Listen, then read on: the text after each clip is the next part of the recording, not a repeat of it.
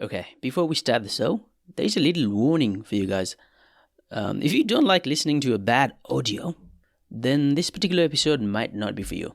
But, there's always a but. But if you want to grasp some wisdom, or if you want to grasp some words of wisdom from an entrepreneur, mountaineer, social worker, and a motivational speaker, then I'm sure you'll definitely love this episode. And you know, guys, how this podcast is all about failure and triumph. You'll actually get to listen and feel my failure in this episode. My failure, not my guest, but my failure. So what happened was, while interviewing my guest, I completely forgot to turn on his microphone. And the audio quality itself is crap. But as I said before, the content itself is top-notch, trust me. This failure actually restrained me and completely demotivated me to do any other podcast episode for some time. But now, after some encouragement, I got up and tried to give it a go again. And here I am. Learned from my mistake and moved on. Okay, enough jibber-jabber. Let's get straight to the podcast, shall we?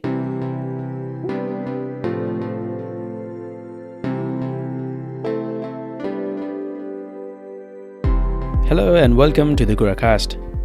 And in this podcast, I unfold stories of difficulty and crisis experienced by the people from all walks of life and the ways they overcame the failure.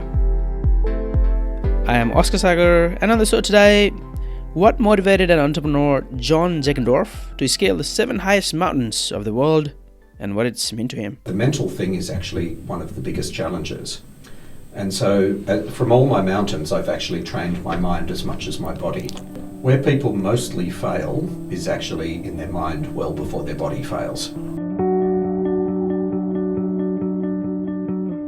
John Jagendorf is a man who only started mountaineering in 2010 and has since completed the 7 summits, conquering the highest mountains on each of the 7 continents. Mount Everest was his 7th peak, achieved in 2017. John is only the 25th Australian and the first Tasmanian to achieve the 7th Summit Mountaineering Challenge. But Tasmania wasn't his always home. John grew up in Sydney and was always involved in outdoor or adventure sports from his childhood. After high school, he came to Tassie as a keen hiker. And it took him another 20 years to actually be able to move down to Tasmania permanently. During that 20 years' time, John has lived all around the world, including Hong Kong, London, United States, and the most parts of Asia. His career aspiration was to become an accountant, which he now is, and have controlled $5 billion worth of global asset portfolio by the age of 30. John now acts as a high-level corporate advisor and runs his own business called Mandala Asset Solutions. So how did an entrepreneur and a family man made it to the Everest? In this episode, we'll get to know how John Jagendorf has led his life more challenging and purposeful than most. All right, let's jump into the climbing journey of yours. As I said earlier, you have already successfully scaled the tallest mountains on every continent, which are also known as the 7 summits of the world. Yes. I just wanted to know, was there any particular reason behind climbing this mountain, or was there any triggering point that made you do this? No, it kind of happened by accident, actually. I climbed Kosciuszko. In fact, I think the first time I climbed Kosciuszko, I was pushed up it in a pram, which was pretty common. You used to be able to drive up almost to the last bit of it, and it's a pretty good road up there from where you used to be able to drive up to. I think as more people have gone there, it's the road's been pushed back, and so now it's a longish day walk, but very, very doable. Yep. So that was the first of my 7 summits, and being a long-term Australian, I think that's a pretty common story. We actually started the mountaineering side of it when we were very much into hiking, and one of our friends was a doctor, right. And he said to us, would you like to come on a hike with us? We're going to a rare province in India called Sikkim. So we went up there and we ran medical clinics in all the villages there. And then the following year he said, let's do it again. And so we walked in and we actually walked along Singalila Ridge, which is one of the main ridges that is the border between Nepal and India. So that was technically my first trip to Nepal, was accidentally stepping over the border as we came in from there.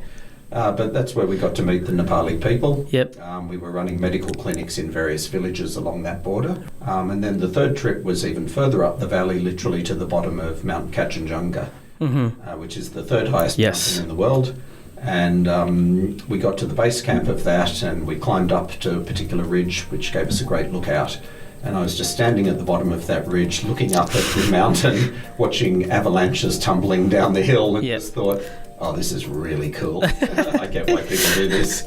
I'd never really understood it till then. It was really that trip, sort of up into the higher parts that made it a lot more interesting. So that was kind of what got it all started. We all know climbing mountains, especially like climbing Everest, needs physical training, endurance, your strength. But I guess climbing Everest is also hard enough without throwing up those mental blockade from your mind, And John, I think it is so metaphorical to our life. Most of us don't even try to remove those blockade from our mind, right? And to me, climbing 7 summits is almost impossible. How did you overcome? So you're absolutely right. There are probably a few things that need to happen to be able to climb anything, and I'll get to the metaphor a bit later. But literally, to climb a mountain, you need the physicality, and you need access to the mountain, and that's often financial, but also a question of time. Climbing Everest is ludicrously expensive. You want to make it, and if you want to come back with all your fingers and toes. So that was actually my objective, not to make the summit, but to come back intact and alive. That was my real objective. So you need those things to come together. You need all the right gear. You also need the right team. And if you go, I've seen perfectly good, capable people go with the wrong team, and it hasn't worked. And I've seen bad people who really shouldn't have made the summit of mountains go with a good team, and it worked. And so who you go with becomes incredibly important. But you're right, the mental thing is actually one of the biggest challenges. And so from all my mountains, I've actually trained my mind as much as my body. Where people mostly fail is actually in their mind well before their body fails. So the example I give when I speak to school groups is, do you think you can run a marathon? And not a single hand goes up in the room. You're like, okay, I get it. Who thinks here they could run 1 kilometre? Every hand goes up. Like, okay, so could you do 1 kilometre 3 times a week? Yep, absolutely. Every hand goes up. So if you did that for a few weeks, do you think you could get to 2 kilometres? Yes. And then they now start to get, okay, now who thinks they might be able to run a marathon? Most hands. Everyone, yeah. And so the problem for most people is they can't get off the couch. And that's the hardest part, I think, for most people. So the analogy that you asked, is this a life skill? I think absolutely. And that's probably one of the most important things I've learned from mountaineering is you don't know until you try. And most people look at something and go, I can't possibly do that. The right question is that you need to ask yourself in that is, what would it take for me to be able to do this? And then you start breaking it down into problems you can solve. Whereas if you look at the enormity of the mountain in front of you, you think, I can't possibly do that. So in my mind, I knew I'd climbed Mount Wellington 100 times. I did it when it was snowing and blowing and very windy and white out and freezing cold. And I did it in the stinking hot, and I could do it once and twice and with a pack and run and walk and everything, no problem. And so in my mind, Mount Everest from base camp to the summit is really only 5 Mount Wellingtons. And so every day I just had to tell myself, today all I have to do is climb 1 Mount Wellington. Wow. And in doing that, then you're breaking down this huge impossible task suddenly into things you can do, because I've trained Mount Wellington for that. And I think that's true with any life goal. We often sit down and we say, how do I get my doctor's degree? How do I care for a dying, relative? How do I deal with this big problem, overcoming addictions? Whatever our big personal mountain is, we often look at it and we're just completely overwhelmed by the size of the problem. And it's so much easier if you break down this enormous problem into what is the next thing I need to do, and just break it down into small steps. And if you can't break it down into, if you can't handle the next step, break that down into smaller steps. And eventually you get to the point where you're just saying, all I have to do to climb this mountain is just take the next step. Don't worry about the big picture and that, just take the next step. All I have to do to overcome my addiction is just find the team around me that can support me in this, find the people that will help me on that journey, and then all I have to do is make it one more day without taking, and one more day without taking, and so you break it down into the smaller steps, and every now and then you get to look back and you realize, wow, I'm a lot further than I ever thought I could be. Absolutely. The climb, as you said before, the climb to the summit is broken down into stages, just as like we compare that in our life as well. So when you're climbing, you go from base camp to camp 1 and camp 2 and camp 3, 4, whatever. And if I was you, I would, after crossing camp 1, I would be over the moon, right? But there's also a place called Death Zone. Really? I've heard of it. Which I think falls after camp 4. The Death Zone starts. It's actually a process. It's not a destination. Yeah. You're right. The most dangerous bit of Everest from when you're climbing from Nepal is actually coming up through the Khumbu ice flow, because it is a very dynamic environment. Climbers, and even in the corporate world, will split risk into things I can control, which are called subjective risks. How fit am I? Which group did I go with? Have I eaten? Am I carrying the right gear? All those sorts of things. They're things you can affect. And then you've got objective risks, which are things you can't affect, which is I have to cross an avalanche path. All I can do that is I can mitigate that risk by doing it quickly, but that's about all I can do. It's still risky. The most risky bit of Everest that you can't control is actually Khumbu ice flow. And you do that 6 times, because you go up 3 times and 3 times as you're yo-yoing up the mountain to get your altitude and acclimatization.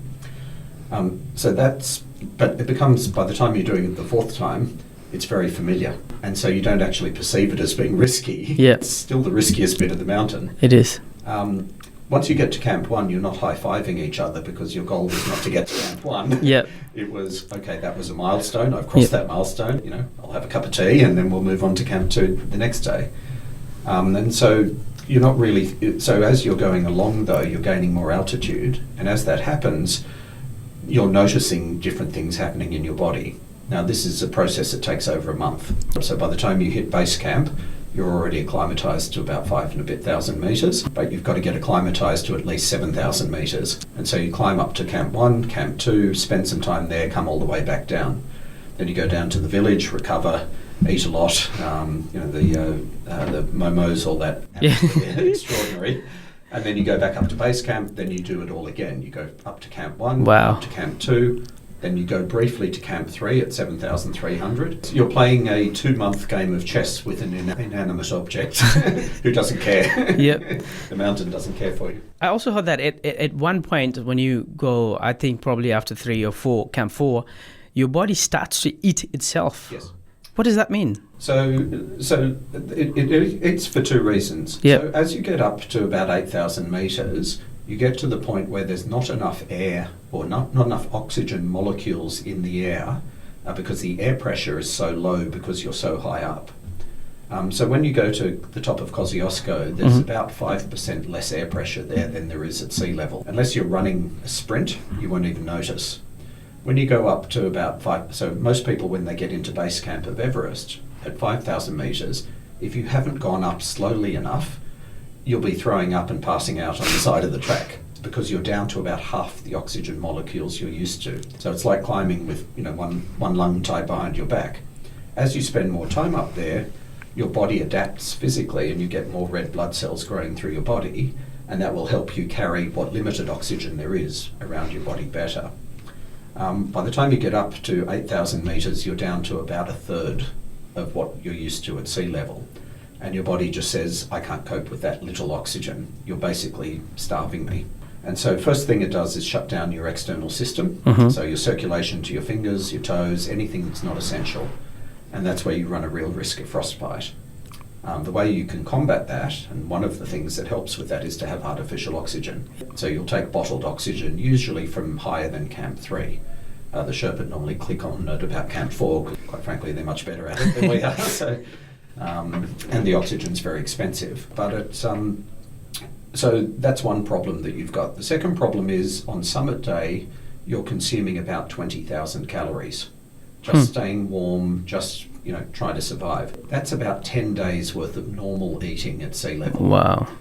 So, of course, you can't, there's no McDonald's at Camp 4, even the Momos. Your body then says, because I'm not using the oxygen, I've got to keep it for your brain, it actually shuts down your digestive system. Right. And so your body stops being able to process, at lower altitudes, it stops being able to process fats. At medium altitudes, or medium to high altitudes, so from about maybe above base camp, you can't really handle fats, but you can still handle proteins and carbs. When you get up to 8,000, you can't even handle complicated carbs. You need very simple carbs. So if you're lucky, and you don't feel like eating, your body's telling you, no, keep all the oxygen for the brain, don't divert it to the stomach. So on summit day, you're lucky if you can eat maybe 1,000, 1,500 calories, but you're burning 10,000. So your body says, where do I get those calories? That's 4 days worth of food. Where do I get those calories from? And it says, well, I could take it from all the fat in your body. There isn't much by this stage, but actually that's too much like hard work. So let me go for the proteins. What's the biggest source of protein in your body? Muscles. Your muscles. And so it starts eating your muscles. Wow. And so on summit day alone, I think I worked out I lost about 4 kilos, all of it from my muscle. Just in one day? In one day. And then across that whole 10-day rotation from base camp up to the summit and back to base camp, I lost about 10 kilos. It's not fat, it's muscles, is it? That's all muscle. That's all the stuff you want to get you back up and down the hill. It's a very nasty trick. It's amazing how our body works. It's amazing the body adapts, because when you think about, the first time we pulled into base camp, I wouldn't say we were throwing up. We knew all the tricks would come up very slowly, but all the day trippers that you see come up who are just visiting Everest base camp, and for them that's the highest point they'll get to. They're lying on the side of the track throwing up and passed out. They're feeling terrible, and we weren't feeling great, but we were okay.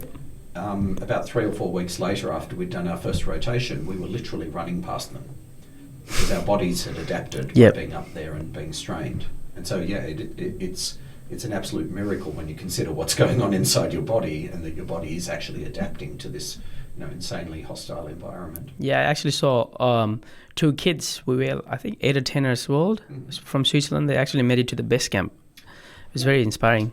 Yeah, look, most people, the walk into the base camp, first of all, this is my plug for Tourism Nepal. Base camp is one of the best walks in the world. I mean, we've done a lot of classic walks around the world and, to Machu Picchu and to around the W and that in Torres del Paine and even Tasmania. The walk into base camp probably isn't much more difficult than walking the overland track. The hospitality along the way is world class. I mean, no, it won't be fancy 5-star hotels, but there are flush toilets every night. There are showers when you want them. It's there are tea houses every hour and a bit on the route. It is stunningly beautiful. The culture is amazing. The people are amazing, and the whole experience. It's very hard to find a better walk than that. Yep, you are actually also an entrepreneur, an accountant. You're managing a lot of regional hospitality hotels, motels. How do you get time? How do you manage your time to do all this thing?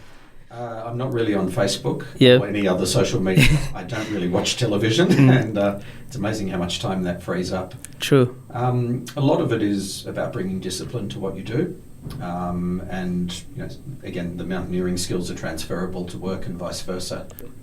If you're focused and you know what you want to achieve, and you set out and plan and execute, then it's amazing what else you can achieve in your day. I think there's an old story, if you want something done, ask a busy person to do it. So there's always time to do things that are interesting. Yep. I think we are almost at the end. My last question would be, if someone wants to climb Mount Everest or any mountains, what do you think is the most important thing they should think? Decide why you're doing it is probably the first question. It's great to put a lot of effort, and it will require a lot of effort, but that comes at a cost. It'll be a financial cost, a social cost, a relational cost, and possibly a physical cost, and certainly a time cost. Yep. And so you've really got to decide, is that the best use of all of those resources that you've got at your disposal? If the answer to that is yes, then there's a whole bunch of mental stuff I would start with first, because that will transfer to anything you want to do, whether it's mountaineering or something else. And then lastly, there's a whole bunch of technical stuff that people can contact me, and I can walk them through what that looks like. Thank you all for listening to this episode. And special thanks to Prakash Panthi, Barun Chapaga, and Pramit Basnat for all your help and encouragement. You cannot imagine how much strength your support has given me during this difficult time. You guys make me feel seen and heard, and I love you for that. Thanks also to our music producer Sachin Maharjan and Ratish Thapa. I am Oscar Sagar, and you've been listening to The Kuracast.